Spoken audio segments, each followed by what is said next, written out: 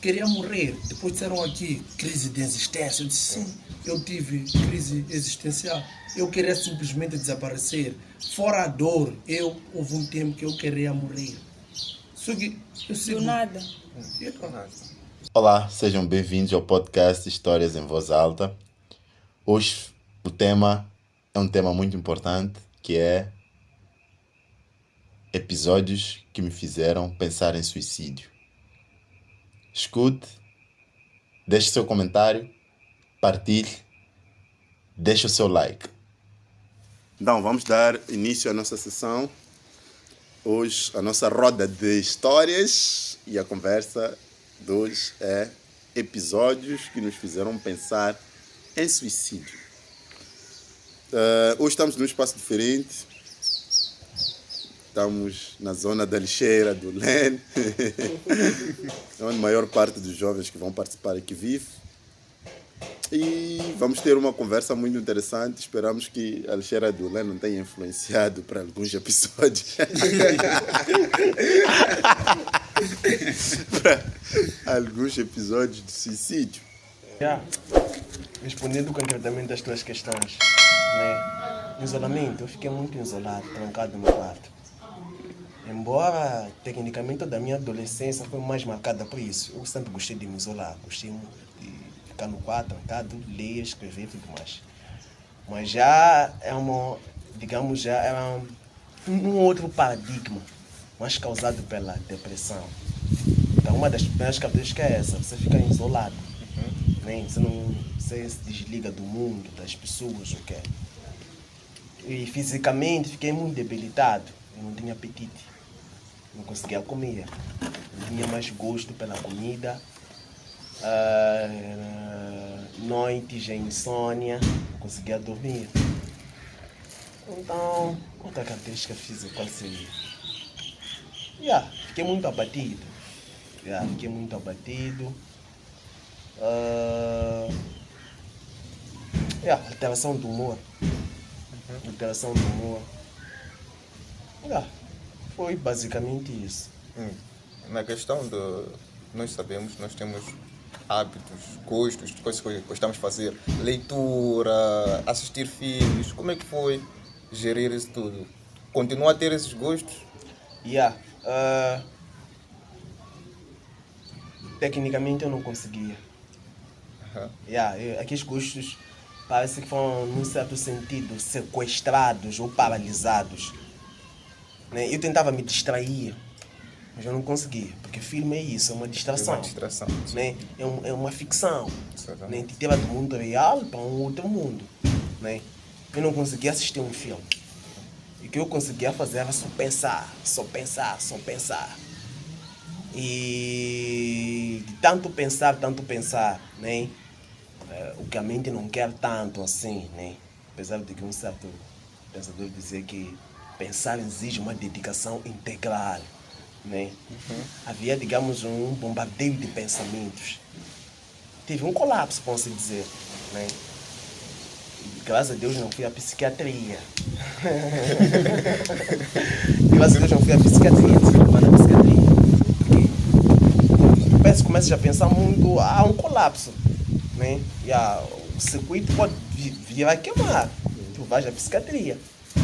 Tenho visto muitos casos semelhantes, talvez não sei se possível, depois eu vou partilhar aqui mesmo. Então,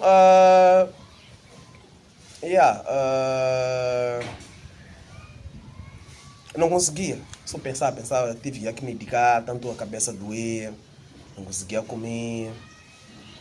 Foi quase isso. Eu acho que. Deixa eu voltar. Eu acho que eu ultimamente tenho lido um pouco sobre. Estou muito interessado em psicologia. E tem uma coisa interessante que é que os senhores falam. Nós tratamos aquela área como se fosse uma área muito de malucos, como se fosse uma coisa não necessária, mas é muito necessário. E existem, eles já até dão áreas que falam de bipolaridade, falam de depressão em si, depois falam de umas questões profundas, mas eles explicam que é preciso, às vezes, ir ter com um psicólogo, e ter com psiquiatra, porque são pessoas que tratam de questões diferentes. Nós não sabemos disso, mas são pessoas que tratam de questões muito diferentes, que eles ajudam, em alguns casos, eles ajudam muito as pessoas a ultrapassarem os desafios que têm. E o mais interessante, até eles próprios costumam ter alguém que lhes assiste para perceber que a questão da mente, a questão de nós termos alguém para nos ouvir e às vezes conversar, é uma coisa interessante que nós, hoje em dia nós não estamos a dar relevância a isso. Não que seja, se calhar na altura podias ter vencido de outra forma, pronto. Facto, de uma outra forma. Tu podes ter vencido. Mas eu particularmente já começo a abrir esse espaço.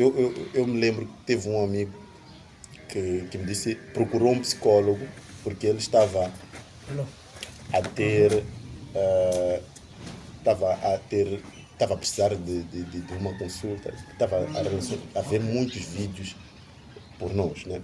Então ele disse, procurou um psicólogo. Eu fiquei, procuraste um psicólogo? Faz sentido. Então, mas depois percebe-se. E ele teve um histórico, ele estudou psicologia. E agora eu percebo que nós que não estudamos psicologia não temos nenhuma relação com essa área. Ficamos a pensar que aquela área não é necessária, é desnecessária. Tipo, eu prefiro procurar um curandeiro. Então, começaram a procurar maluquice. Procura um pastor, procura um curandeiro. E o mais interessante também é que eles, durante as aulas que eu tenho, os pastores também procuram psicólogos. Aquele senhor que você vê a pregar para milhões de pessoas, para pessoas e tal, ele tem transtornos. E esses transtornos, quem resolve é alguém que não é religioso, ou pelo menos não envolve Deus. É uma pessoa que estudou, especializou-se nisso. Especializou-se nisso, de facto. De facto. E sabes, Orlando, tive um episódio nesta semana, né? Transportei uns doentes da psiquiatria do Hospital Central para o Inflene, e tive uma experiência onde entrei de fato lá dentro, onde vi pessoas enjauladas. Inflene, disse. Inflene, sim. Pessoas enjauladas, mas também entrei numa sala onde havia jovens, mano. Havia jovens, nossa idade, assim. E boa parte deles eram mulatos. Muitas das vezes é estranho, mas nós temos muito medo de encarar a nós mesmos, aquilo que nós realmente somos. Então acho que em algum momento, quando a pessoa busca drogas, não sei o que, em algum momento é na tentativa de sair de si, porque não consegue encarar realmente aquilo que tem como vida, não consegue encarar a história que teve na infância, não consegue encarar a vida em si que a pessoa tem, então acaba recorrendo nas drogas em algum momento, tentando ver se sai daquele mundo. Todos nós, em algum momento, quando temos problemas, queremos sair daquele. Não sabemos para onde vamos, mas queremos sair daquele lugar naquele instante, queremos sumir.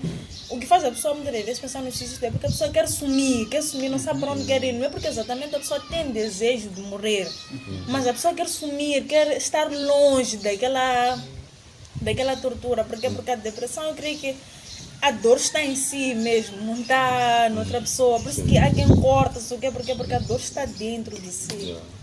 E isso liga-se com o dito do Augusto Carr, que dizia que a ideia de uma pessoa que suicida não é taxativamente a sua própria vida, mas a dor que sente. Exatamente.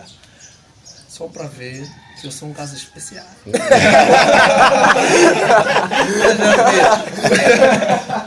Mas também, esse é um outro ponto. A pessoa recorre às drogas, cria mais um outro problema. O vício. Eu tive casos de conversar com alguns jovens lá, diziam que eu fui me entregar na psiquiatria. Porque eu falei que não, já não dá. Eu fui me entregar à psiquiatria, já não dá. Por causa dos vícios? Dos vícios, tecnicamente. Eu acho que são jovens que passaram por crises existenciais, depressão, acabaram optando mais por vícios. Acabaram mais optando por vícios no sentido de saiu daquele mundo, como ela dizia, fugiu daquele mundo aí e acabaram também sendo acorrentados já pelos vícios. Então, é um episódio que me deixou assim, quando vi, né, muitos jovens lá. Procuraram para o lado errado. Mas só para situar aí, porque assim vai ficar. O teu caso, Manuel, só para clarificar.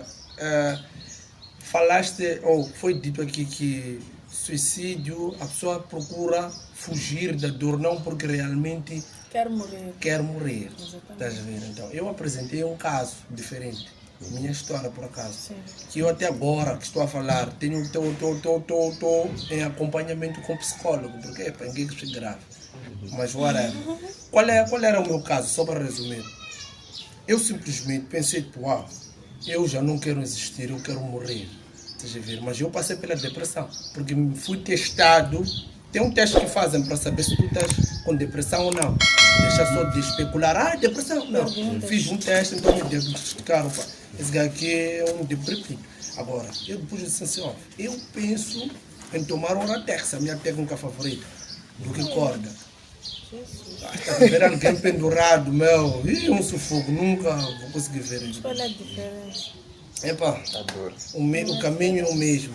Agora, o que estava acontecendo comigo naquela altura? Eu queria morrer. Depois disseram aqui, crise de existência. Eu disse, sim, eu tive crise existencial. Eu queria simplesmente desaparecer. Fora a dor, houve um tempo que eu queria morrer. Só que eu sigo... Do nada? Não, teve precedências isso. Depois de uma depressão, há uma alta depressão já agora. Estás a ver? Então, eu já ficava até vezes que eu digo, para Deus, se é a tua vontade de eu bazar hoje, que seja. Mas eu, É a vontade de Deus ou tua vontade? Não, você sabe, é onde eu quero chegar. Eu tenho, você sabe disso, estás a ver? Eu tenho um princípio, mano. Eu digo não ao suicídio, mano. Então eu não me vejo a extrapolar essa fronteira que eu pus. Então eu digo, aquele que é de direito, que dá e tira. Se quiseres, podes tirar, mano. Eu estou bem com isso. Não tenho nenhum problema. Mas depois vi que não, isso é grave. Procurei um profissional e depois tive acompanhamento por causa disso. Mas eu já pensei muito bem em tomar um Ratex. Em me pendurar, não. Só tomar Ratex. Mas desculpa, Hassan, segundo a psiquiatria também pode, digamos que... Você quer me chamar de maluco? É um caminho. É isso aí. Porque há uma cena, esses dois campos não estudam exatamente tipo a loucura em si. É uma fase, é um nível psicológico que tu estás. E que é um tipo de tem questões, uma coisa meio complexa. Já te dão questão de bipolaridade, que estava a dizer, e coisa, como é que é? E depressão. Embora eles já depois, é uma questão muito complexa, porque depois eles também juntam as duas coisas como bipolaridade. É uma fase psicológica e que não chega a ser, por exemplo, você não pode olhar para um psiquiatra como quem trata de pessoas malucas, não. Exato. É uma pessoa que trata com pessoas que têm problemas psíquicos. O que vai acrescentar aí? Alguma coisa. O que vai acrescentar aí, Orlando ou Manuel? Psicologia estuda comportamento. Psiquiatria são doenças emocionais. Exatamente. Psiquiatria são doenças emocionais. Trauma é uma doença. Depressão é uma doença. São doenças emocionais. Não são físicas, não são tangíveis, mas existem. São doenças que existem, mas não podemos ver. Podemos ver através do comportamento, segundo a luz da psicologia. Entretanto, onde eu quero puxar com isso? Um dia transportei uma moça na minha ambulância do Banco do Socorro para a psiquiatria. Olhei para ela, minha irmã. Linda. De óculos.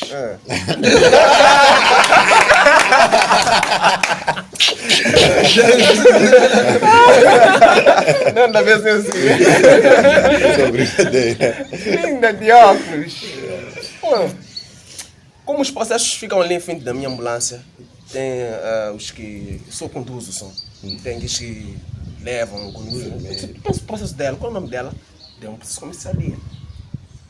problemas psicológicos. O mulher ali, ela fica isolada, não tem vontade de comer, tudo mais. Então, tudo aqueles estudos que fizeram, então não, é depressão. Sim. É uma doença, já está a nascer uma doença psicológica. Ela ia à psiquiatria. Mas ela não era maluca. Não é. Ela não. Porque o sentido que nós temos de maluca é comer pão, é machucar roupa, é andar nu. Aquela é outra fase, se calhar não é avançado. Mais avançado. Mas é maluca. Não é maluco, rapaz. Tens que colocar uma linha separativa. Há uma linha separativa. Malucos Se tu quer terminar. pessoas com doenças. Então, também quando fui lá, psiquiatria de influente, disseram muito bem, exemplo, tem uma sala especializada para pessoas que tentaram cometer suicídio. Ok. Talvez, Manuel. É isso mesmo, talvez.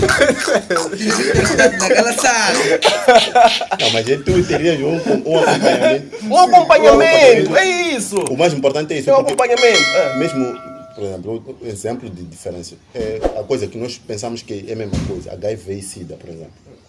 Há uma diferença entre essas duas coisas. HIV é a fase inicial, SIDA é a fase avançada. Uma é mais... Tu não vês os sintomas e os sinais, que é o HIV. Tu não vês. Tu não vês os sinais, nem vês os sintomas.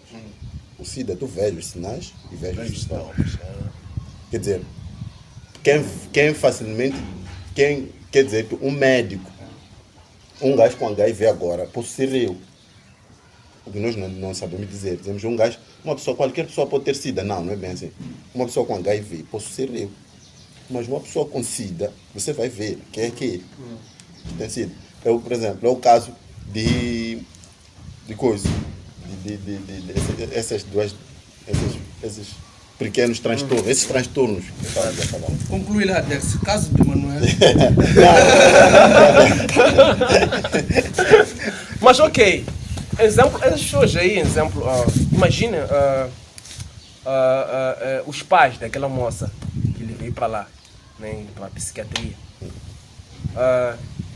A filha, ela bem comportada, calada, sem, digamos, uma ação ou um comportamento assim, né, extremamente malucos, como vivendo as suspeitas. Mas eles foram aconselhados, disseram que ela precisa de um acompanhamento para o bem dela.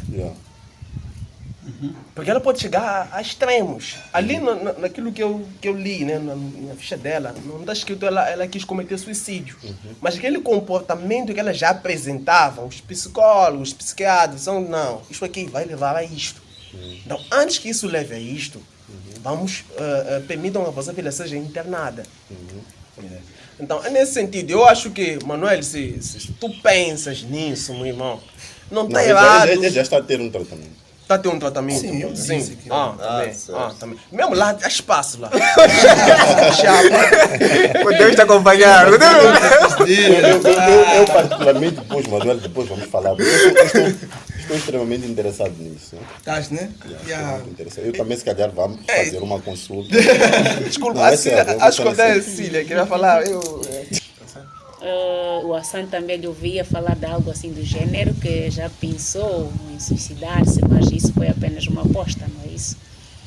Se o projeto desse certo, está tudo ok. Se não desse, ele ia suicidar-se, que no tempo isso era recebido ou olhado como um ato de coragem, de heroísmo, como assim disse. Eu gostava de saber exatamente o que será que terá levado o Hassan a chegar a esse pensamento. Por que pensou nisso? O que lhe levou a querer fazer essa aposta de, ok, se não der certo, eu me mato, eu vou suicidar. Desculpa, Hassan, quantos anos tinhas nessa fase? Eu tenho uns 20... Já era um homem. 7, tá. Proceda. Já. Muita coisa envolve. Pressão social, obviamente, sempre está lá. Mas foi mais uma pressão individual. Eu sempre puxei as cenas, nós sempre puxamos as cenas dos extremos. Na altura. Era tipo, se você vê que nós estamos a fazer uma coisa, nós estamos a fazer aquela coisa, não havia dúvida. Não tinha essa possibilidade de dizer, será que ele está? Será que não? havia esse tipo, yeah, eu estou a trabalhar com isso, esse é o meu foco. E isto vai até onde for. Então, depois começam a surgir ideias, tipo, por exemplo, pessoas mais próximas, pessoas da mesma área de teatro, porque era um projeto de teatro, não davam o apoio que eu esperava. Tipo, vá lá, estás a estudar jornalismo, vamos dizer, estás a criar um grupo, estás a trabalhar numa cena da STV, por exemplo. É suposto que os teus colegas digam, pô, rapaz, estás num bom lugar. Ou diga, as pessoas começam a dizer, epa, faz lá isto para melhorar aqui, né? Os que sabem da área, é suposto que digam isso. Teres o apoio deles. Exato. E você também consigam reconhecer o que vejam, o que estás a fazer. Olha, faz assim, mas assim, para poder estar no caminho certo. Exato. Falta isto, mas aquilo. Não é? Exatamente. É suposto, é o que deve se esperar. Mas não foi o que se esperou. Foi tipo, as pessoas começaram a se afastar, até algumas a suporem que eu devia cancelar o meu projeto, porque elas não estavam envolvidas, estavam envolvidos mais os outros. Uma espécie de ciúmes até certo ponto, porque eu dizia que eu gostava mais de alguns e não gostava mais dos outros, porque é de falar muito também. Então, eu não entendi isso. E depois, estávamos na época em que tu vias um grupo social, tipo, algumas pessoas estavam a atender a economia, a direito, e alguns já estavam a dar certo nessas áreas. E a área artística é muito complexa. Um dia estás aqui, outro dia estás... E também queres talvez tecnicamente provar à sociedade que a área que tu escolheste, teatro, talvez que pouca gente escolhe. Yeah, mas... E acho que dá certo. Não, pelo estranho que parece, eu não batia muito especificamente em agradar as pessoas. Tipo, Okay. não, eu sempre... Era só tipo, eu estou a sentir a cena, tenho que fazer isso aqui. Era mais por aí, tipo, eu estou a sentir essa cena, tenho que fazer, não tem como, tenho que fazer isso aqui. Então, tanto que as opiniões influenciaram alguma coisa, mas não foram profundas, não foram coisas que me mexeram, assim, não. Mas eu confesso que essa cena me chamou a atenção, a cena de eu esperar, tipo, eu estou a chamar para nós fazermos parte de uma coisa que é normal. Eu comecei a fazer teatro contigo, e são pessoas que comecei com eles. Eu comecei a fazer teatro contigo. Não faz sentido eu não te chamar para fazer parte desse projeto. Não faz, é injusto. E depois tu dizeres, não, eu não posso, e contar histórias. Aquilo me surpreendeu, tipo... Mas enfim, depois já deixamos isto. Começamos a ver, esses aspectos mexeram mesmo comigo. Eu vi que é tough. E era uma coisa que, confesso que a mim, quando eu estava na escola, era uma cena que me vinha sempre à cabeça. Tipo, nós, quando estávamos a estudar, nós perguntávamos, por que quando eu vou ao teatro sempre eu encontro as mesmas pessoas? Por que até sempre... Não, o que eu queria era responder essa dúvida. É por isso que eu estava a tentar fazer. Fazíamos nas casas, fazíamos coisas diferentes. Eu queria responder isso, embora que não fosse de forma escrita. Era uma resposta pessoal. E de certa forma influenciou. Foi mais por aí. Não sei se respondi. Bem, especificamente não, mas ok. Eu não sei se percebi bem o que te levou a tentar o suicídio, ou a pensar, né? No suicídio, foi mais a decepção que tiveste das pessoas por não apoiarem-te naquilo que tu estavas focado, que eles sabiam que do melhor fazes e sabes. Ou seja, das pessoas que participaram no meio disto inicialmente, e quando a coisa faltava tão pouco para que a coisa desse um bufo, eles decidiram afastar-se. E ficaste frustrado, é isso? Exato, e não só, e também era um grande medo, isso era um medo de não dar certo. Acho que esse é o principal motivo. Então foi o medo de não dar certo. Principalmente por causa disso, estás a ver, tu tiveste as pessoas que estavam à espera que ficasse e elas afastaram-se. Então provavelmente eles estão a ver que isto não ia dar certo. Não ia dar certo. E depois o outro desafio que eu acho que nós precisamos enfrentar em muitos dos nossos projetos, mas infelizmente é porque as pessoas nos pressionam a isso, é distribuir o projeto, é tipo não tornar só teu. ok, tu podes começar a coisa, mas faz o máximo que nós devemos fazer é que as outras pessoas façam parte e sintam que a coisa é deles. A coisa tem que parecer De todos. de todos. É a melhor forma de carregar o peso, de diminuir o peso. Diminuir o peso e fazer com que essas pessoas, cada um deles, seja responsável, ou seja, seja dado uma responsabilidade no meio do grupo, de certa forma que tenha de partilhar, participar e dar aquilo que é o seu contributo para com que aquilo avance, não seja só de uma única pessoa. Sim, Não é? sim, sim. E mais importante ainda é isso, é aliviar-te. Alivia, tipo, se tu estás sozinho, se tu estás a fazer o projeto sozinho, estás a pensar o quê? Tens que pensar em financiamento sozinho, tens que pensar em elaborar as atividades sozinho, tens que pensar em promoção do evento sozinho, tens que pensar, é muita coisa. Porém, se tu descentralizas, tu podes, por exemplo, ficar com escrever o projeto só. Só. Há quem vai pensar em patrocínio, há quem vai pensar em promoção, há quem vai... Já é. Então, bem, é por isso que eu disse, embora nós somos estranhos, porque eu tentei fazer isso, depois não correu das melhores formas.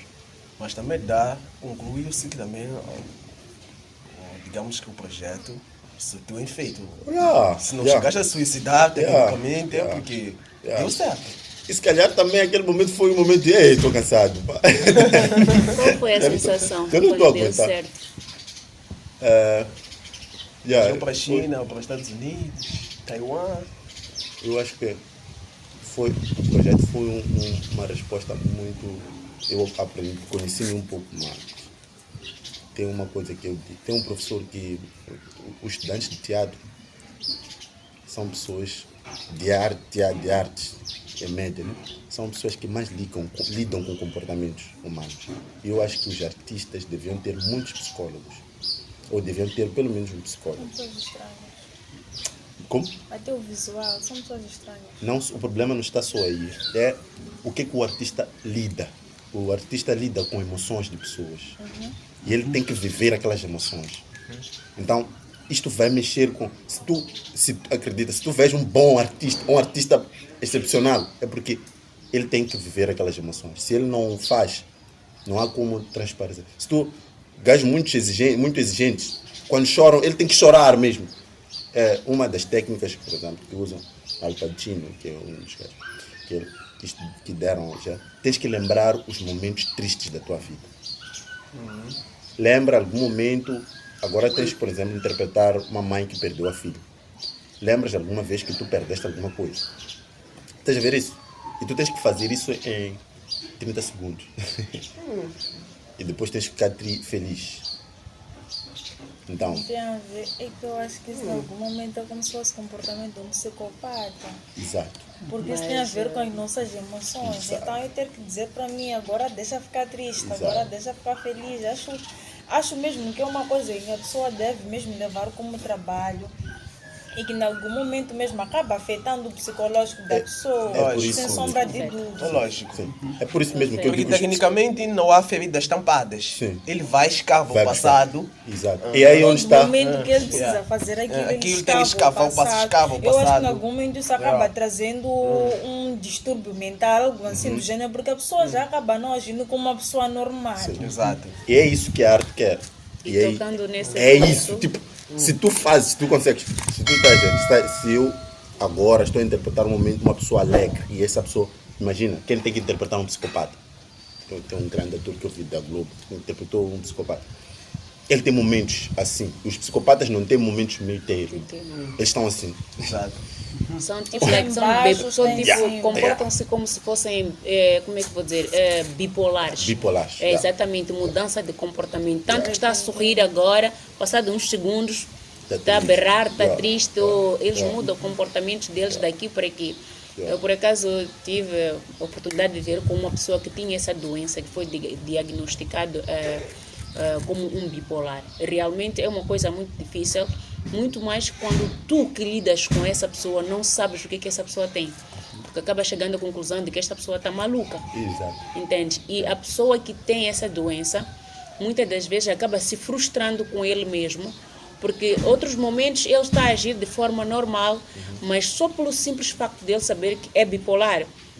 E a pessoa que está ao pé dele sabe que ele é bipolar, sempre tu vais olhar para ele como bipolar. Em todos os momentos para ti, é aquela doença que ele tem, a mudança de comportamento já começou. Não sabes quando é que ele está naquela direção ou quando é que ele sai, quando é que ele está em si, quando é que ele não está.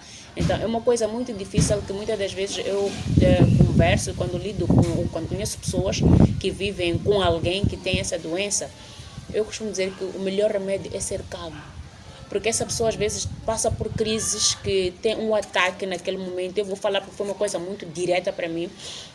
Essa pessoa tem um ataque, vamos supor que medo de perder a sua esposa, medo de perder, vou falar mesmo esposa, namorada, algo assim do gênero. Aquela pessoa é capaz de te propor coisas absurdas, coisas que no seu subconsciente ele não faz. Ele acaba querendo até ter o poder de entrar na tua mente, querer saber o que é que tu estás a pensar, o que é que te vai pela mente. O simples fato de tu estás ali, às vezes quietinha, a olhar para uma parede e pergunta o que é que estás a pensar. Quem me dera poder invadir a tua mente e ver o que é que tu estás a pensar. Olha, eu sou capaz de fazer isto para ti, só para te ter ao pé de mim. Mas aquilo já que tu consegues notar que não é o normal. Então, a única coisa que tu podes fazer naquele momento é dizer, tudo bem. Eu aceito, eu vou estar aqui contigo, vamos fazer aquilo que tu queres, como tu quiser. Aceitas mesmo? Sim, aceitas. Faz de tudo. É um exercício mental que tu tens de ter e um autodomínio para contigo mesmo, ok? Porque são coisas que no teu estado normal, ou seja, estarás a lutar com a tua mente. Estás a dizer sim aquilo que no normal tu não dirias que sim. Estás a dizer não aquilo que no normal não dirias que não, mas simplesmente para poder deixar aquela pessoa confortável e mais calma. Porque quando ele já volta em si, ele às vezes já nem se recorda daquilo que ele falou, daquilo que ele prometeu. Ok? Então, é algo assim muito difícil que acaba me levando àquelas pessoas que sofrem de...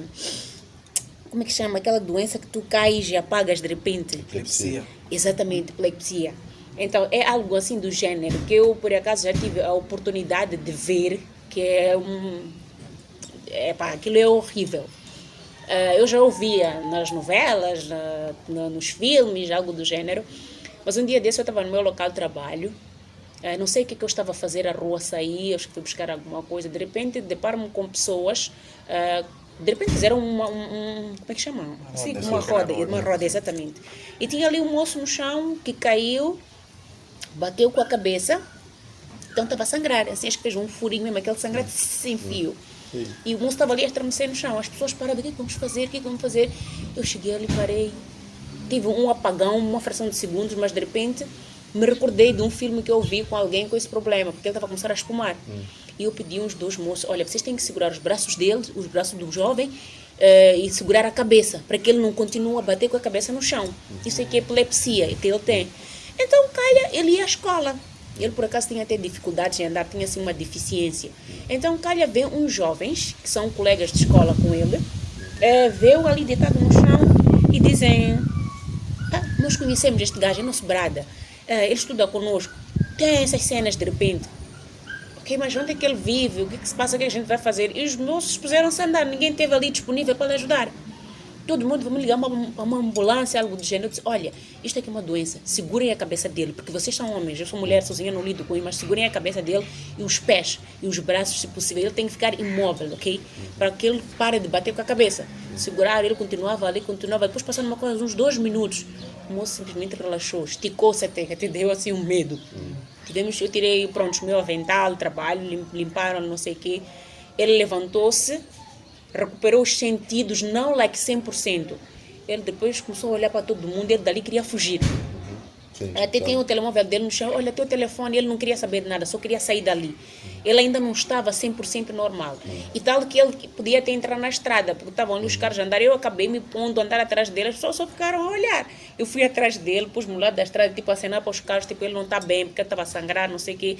E levei aquela avental, pedi para que ele amarrasse a cabeça. Sorte que ele não tirou, foi caminhando. Eu fui atrás dele até um certo ponto que ele contornou, o telemóvel dele não tinha código. Abri, apanhei lá pai, procurei pai, mãe, algo do gênero. Apanhei o número do pai, liguei. Então foi quando o pai me atende. Ah, minha filha, ele está doente, onde é que ele está? O pai começou a ficar desesperado. Olha, teu filho está bem.